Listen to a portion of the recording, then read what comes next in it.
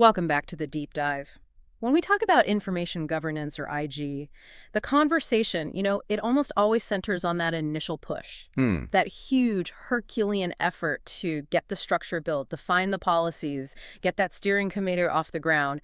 It's a massive achievement for any organization. It really is. But today, we want to deliberately shift our focus away from, let's say, the ribbon cutting Which ceremony. is a great way to put it. We're moving beyond the implementation phase.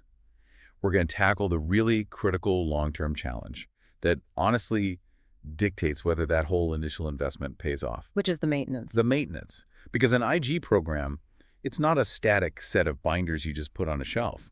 It's a living system. It absolutely has to evolve with the organization, with the law, with technology. And if it stops moving. It immediately starts failing. It just decays. Okay, so let's unpack that. This core requirement. Our sources they're absolutely insistent that this sustained effort needs a specific name.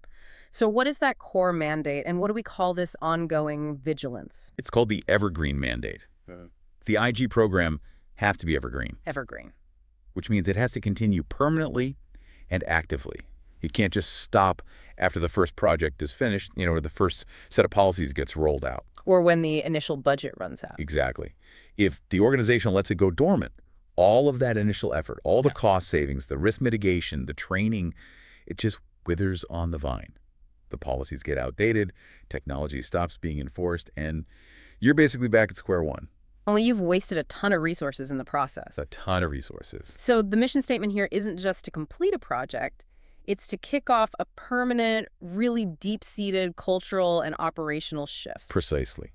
The ultimate goal is to embed IG so deeply into everyday business processes, into routine communication, that it becomes, indistinguishable from the way we do things here. It's just normal. It has to be routine organizational practice, not some special initiative. So once that initial framework is up, the ongoing work, it shifts from defining governance to applying it. You're shaping and prioritizing a constant stream of new, smaller IG projects, all under that main program umbrella. And that constant action is what keeps it relevant.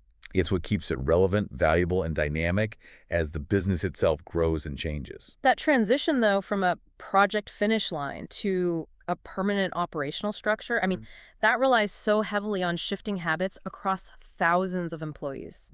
That sounds like a pure change management effort, which immediately puts all the weight on communication. It absolutely does. IG is, first and foremost, a change management effort.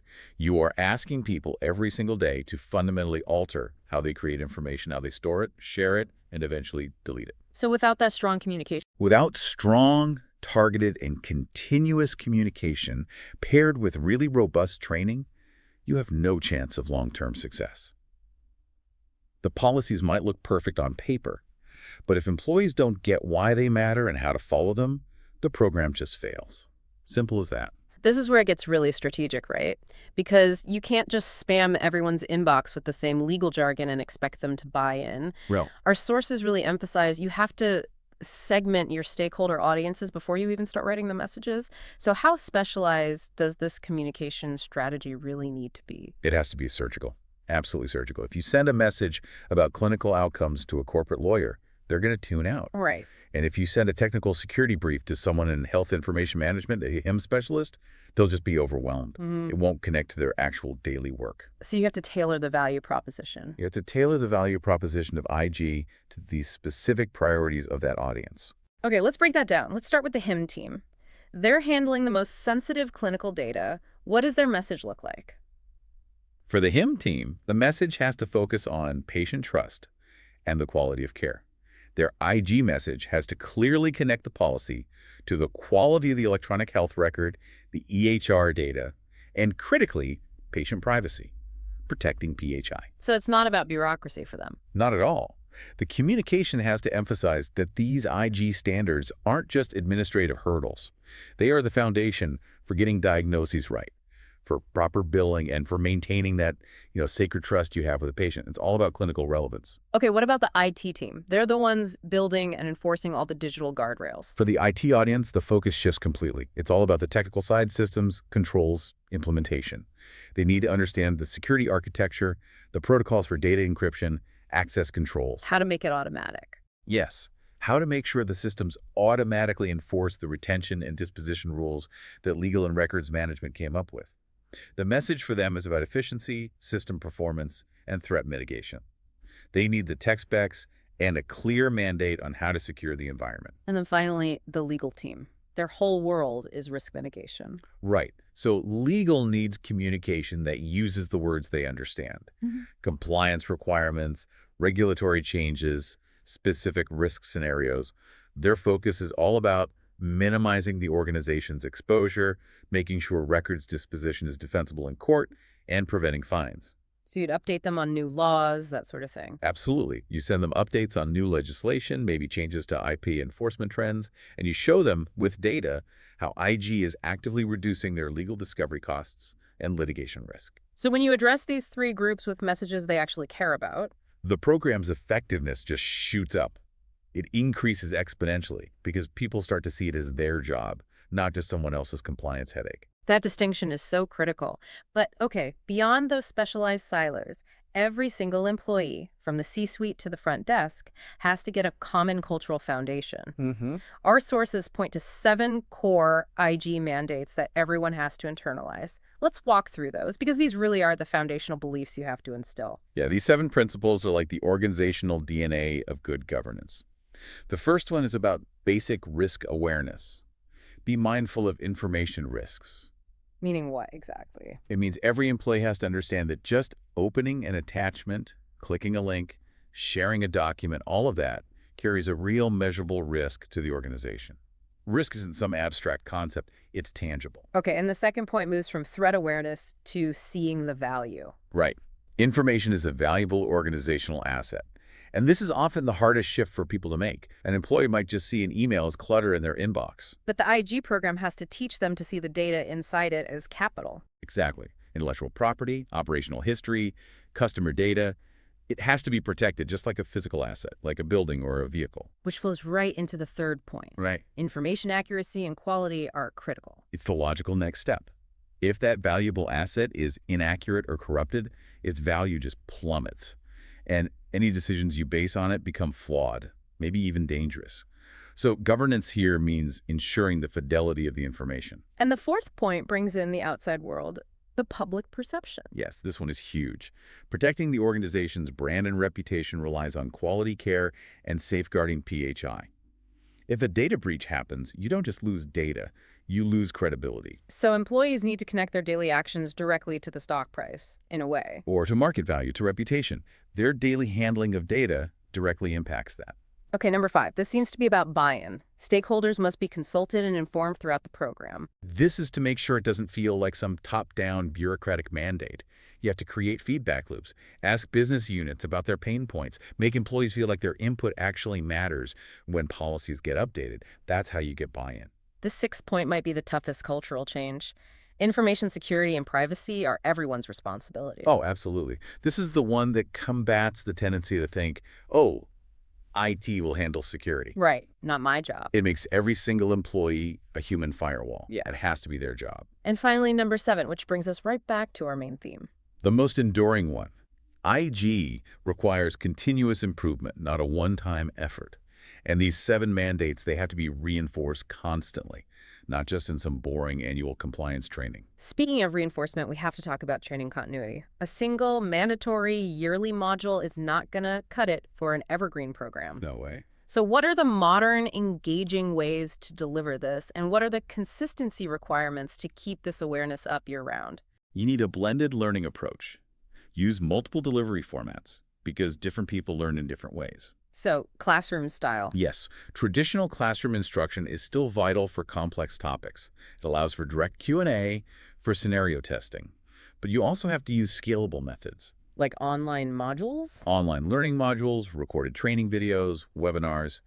And the key for all of these formats is that they have to be engaging and interactive, not just, a static 100-slide PowerPoint deck that people click through.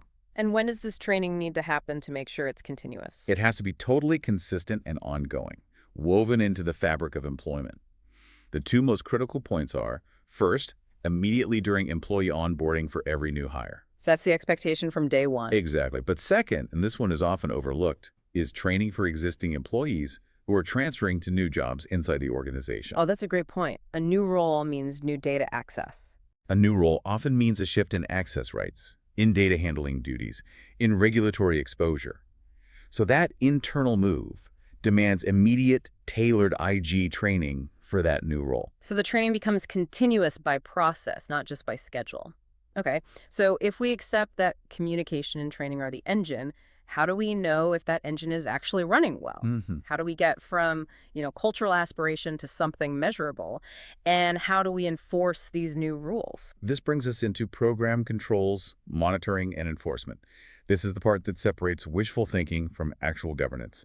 You can only maintain an evergreen program if you have clear, objective metrics that show value and compliance. Okay, let's get into those metrics. What specifically should an IG program be measuring to prove it's effective?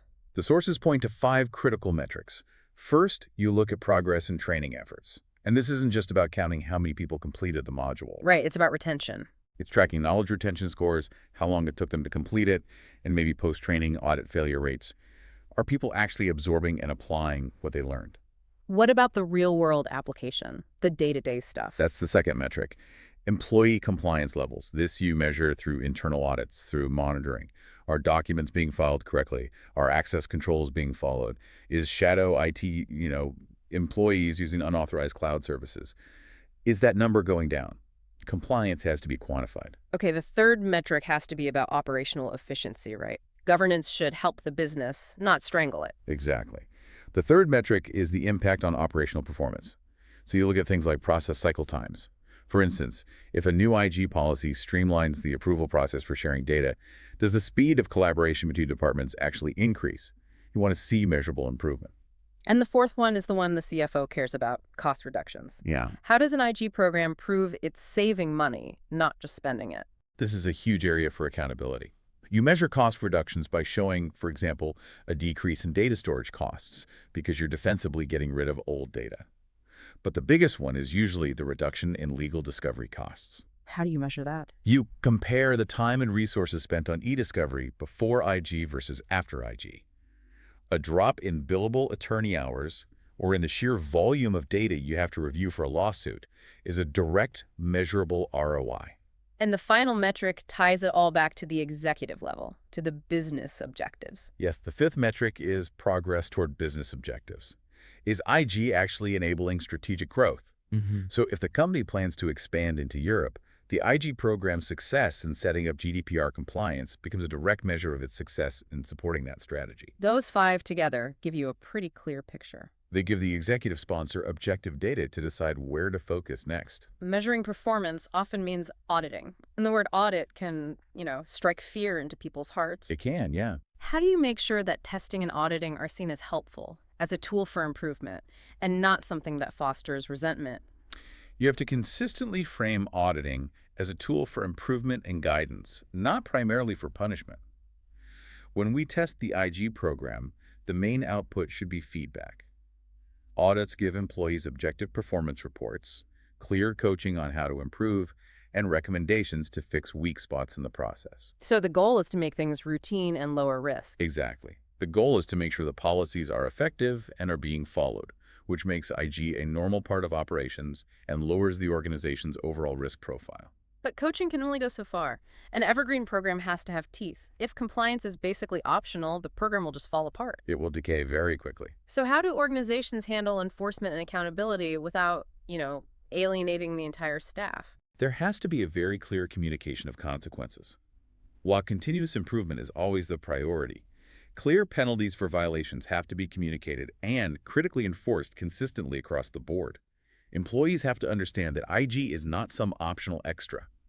It is foundational to achieving the organization's goals. And the consequences have to match the violation.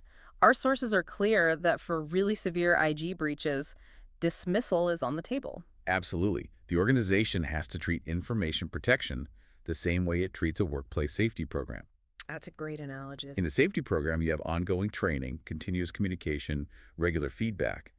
But if an employee knowingly bypasses a critical safety measure and puts lives at risk, the consequence is severe, often termination. Information violations, especially ones that lead to huge fines or patient harm, have to carry that same weight. So that clear communication actually builds a healthier culture. It does. It establishes a healthy culture of accountability, which is supported by all the vigilant monitoring and auditing we talked about.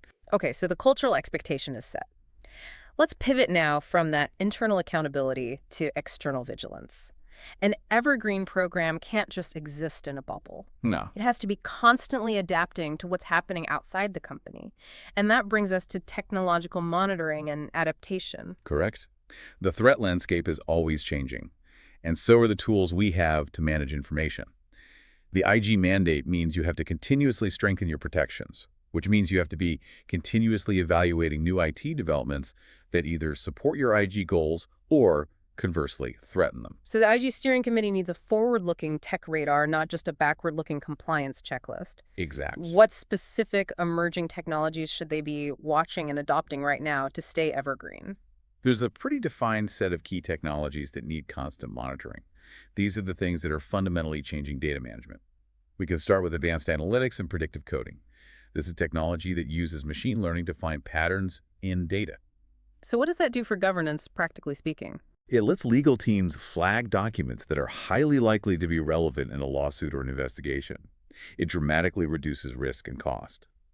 Instead of paying human reviewers to manually sift through terabytes of data during e-discovery, The machine does the first pass. the machine does the heavy lifting, allowing the IG team to enforce defensible disposition policies much more intelligently and efficiently. It saves a fortune in legal fees and speeds everything up. Okay, what about systems that can automate the classification of information? That seems huge. It is. That brings us to file analysis and auto-classification. These tools use sophisticated algorithms to scan unstructured data, emails, Word docs, presentations, and automatically tag them based on their content, who owns them, and what the retention rule is. Taking human error out of the equation. Which is critical because human error is the single biggest threat to retention schedules. Wow. Auto-classification enforces the rules consistently, which reduces information sprawl and makes sure that when a record reaches the end of its legal life, it's defensibly destroyed. Then, of course, there's the big one. Artificial intelligence, AI. AI feels like a double-edged sword for IG. Massive benefits, but also massive risks. Oh, absolutely. The opportunity is huge. Yeah. You can leverage AI for automated compliance checks, continuous monitoring for policy violations, even generating metadata for audits. But the risk is immense. How so? AI models need vast amounts of data to learn. This raises serious concerns about where that data came from, confidentiality, and bias.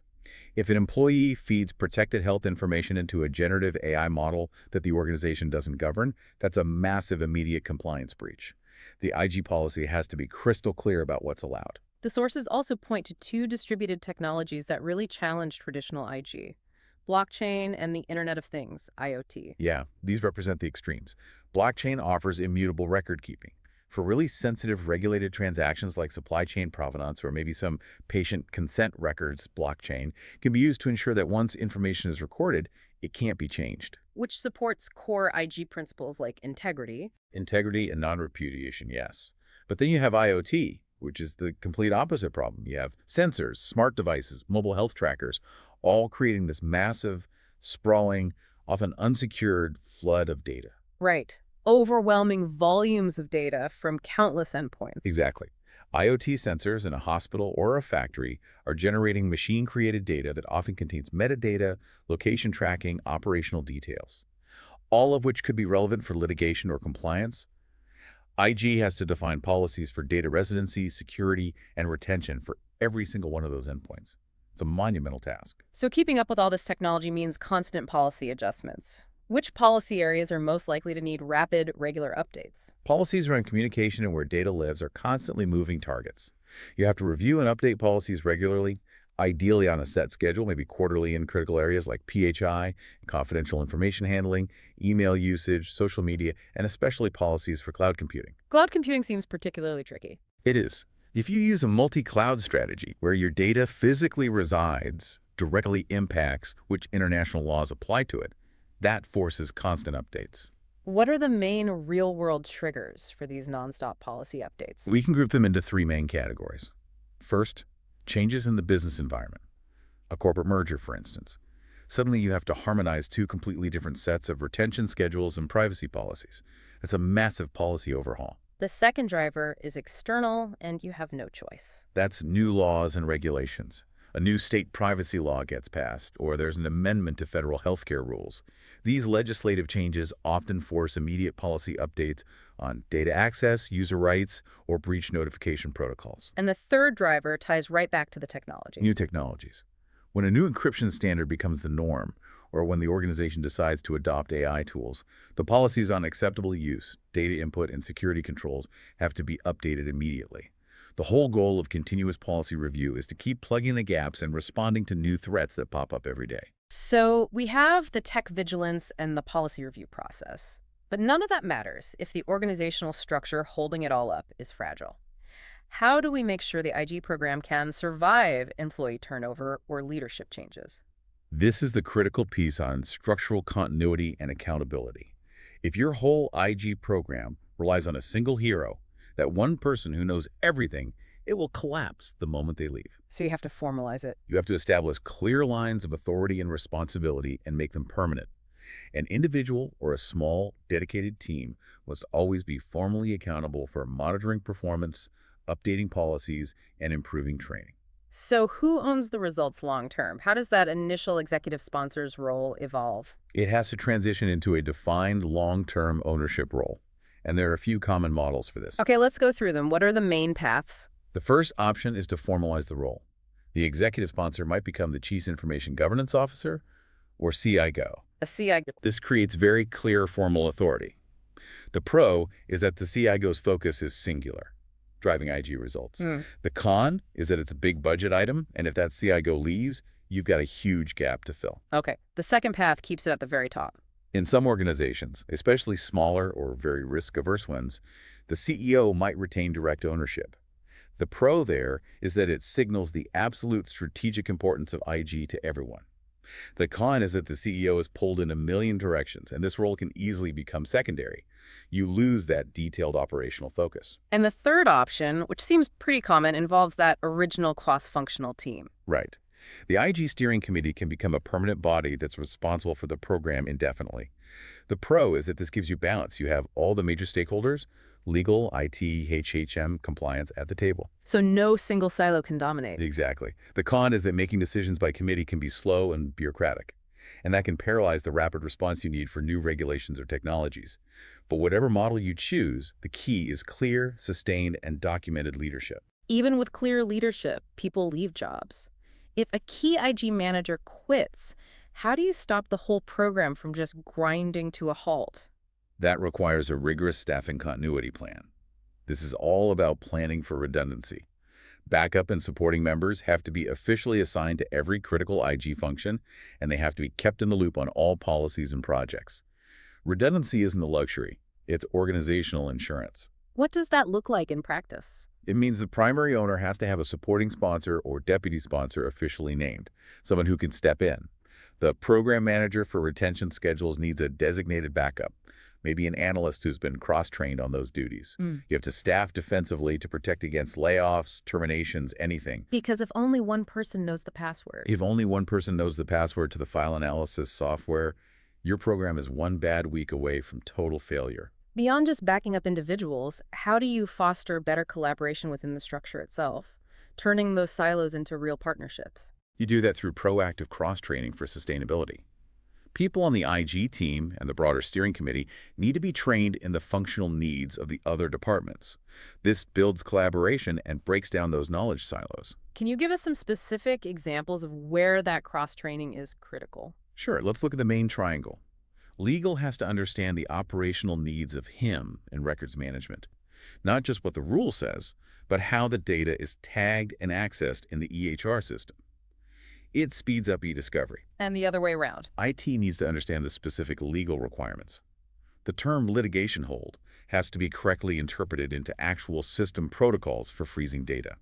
And HIM has to understand legal's responsibilities for patient data release and audit responses. When a legal request comes in, the HIM team needs to know the correct defensible protocol. So that cross-training creates built-in safeguards. It creates better collaboration, stronger organizational acceptance of IG, and critical built-in safeguards that keep the program running no matter who comes and goes. That structural stability is the foundation. But like you said, stability can risk stagnation. An evergreen program needs an engine for change. So let's introduce the methodology for this, continuous process improvement, or CPI. CPI is the methodological driver. You have to apply this concept relentlessly to maintain IG effectiveness. At its core, CPI is a never-ending effort to find and eliminate the root causes of problems, but you do it through small, gradual, incremental improvements, not one giant disruptive overhaul. This concept sounds like it comes from manufacturing. Can you connect it to its origins and how it applies to information? It connects directly to the Japanese concept of Kaizen, Kaizen. Yeah. which basically means change for the better. Kaizen demands continuous, gradual, organization-wide improvement in every department at every level. So in the IG world, if a business unit is struggling with secure storage compliance, CPI says you don't immediately budget millions for a new platform. You find the root cause. You hold a small weekly review to find the root cause. Is the policy too complex? Is the interface too slow? Is the training bad? And then you implement one small fix at a time and you measure the impact. So what tools and activities support this CPI approach in a governance environment? It relies heavily on objective data and discipline review cycles. This means you need monitoring tools that track compliance, you need to conduct periodic audits on policy effectiveness, and most critically, you need to hold regular mandatory meetings. Where the actual decisions get made. These meetings are where the cross-functional teams look at the metrics, review the audits, identify root causes, and formally approve the improvement actions.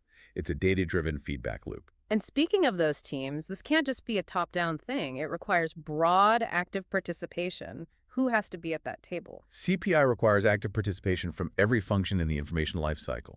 So leaders from IT, legal, records management, compliance, internal audit, risk management, they all have to be there to get a holistic view. You can't fix a legal problem with only an IT solution. And the business units, the people actually creating all this data, they have to be on the front lines of this. Their role is paramount.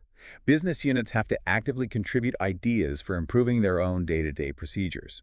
They're the ones who can spot the operational bottlenecks where IG policies are causing friction. And they're the eyes and ears on the ground. They are. They're the ones who can report potential threats, sources of non-compliance, and especially things like shadow IT or data hoarding that centralized systems might miss. Empowering them to suggest change is vital. Let's finish up by detailing why this continuous effort is just not negotiable. Our sources highlight 6 key reasons the environment is constantly forcing IG to adapt. So why is IG never really done? The first reason is fundamental, changing technology. As we've discussed, new technologies are constantly emerging. You have to monitor them not just to streamline your processes, but also to anticipate brand new security threats and opportunities. If a system is 5 years old, it probably needs an upgrade or replacement. The second is the constant churn of external mandates, changing laws and regulations. Right. Compliance is a moving target. You have to stay compliant with every new or updated legal requirement, whether it's new data localization rules or changes to retention periods. These policy updates are mandatory and often have to happen fast. The third is about internal strategic coherence, internal IG requirements. As your organization's own IG program matures, maybe moving from basic compliance to advanced data monetization, your asset protection has to stay aligned with that new strategic level. Governance has to support the business's evolution. The fourth driver is about growth, changing business plans. When an organization expands, say from national to global, the compliance landscape just explodes. That expansion brings stronger, often conflicting privacy and data protection requirements. Think about the complexities of GDPR data rights clashing with U.S. e-discovery rules. This forces you to immediately develop new privacy and security policies to match that new global scope. The fifth reason is about keeping up with the market. Evolving industry best practices.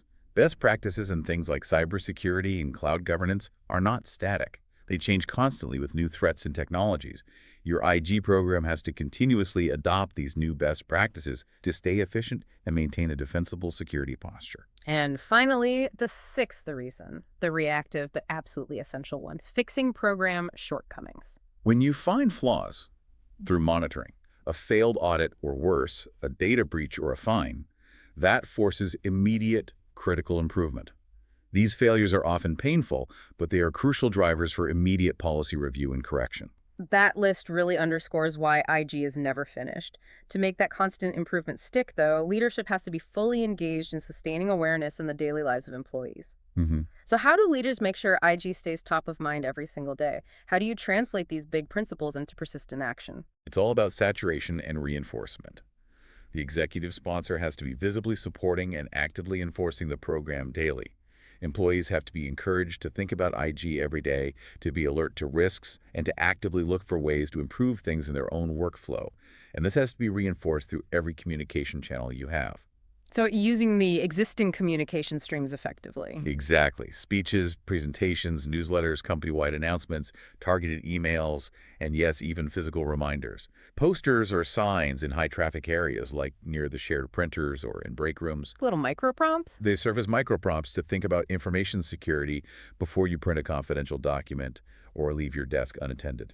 And how do you incentivize this daily vigilance? How do you make employees active partners instead of just passive recipients of rules? You should actively encourage employees to contribute IG improvement ideas.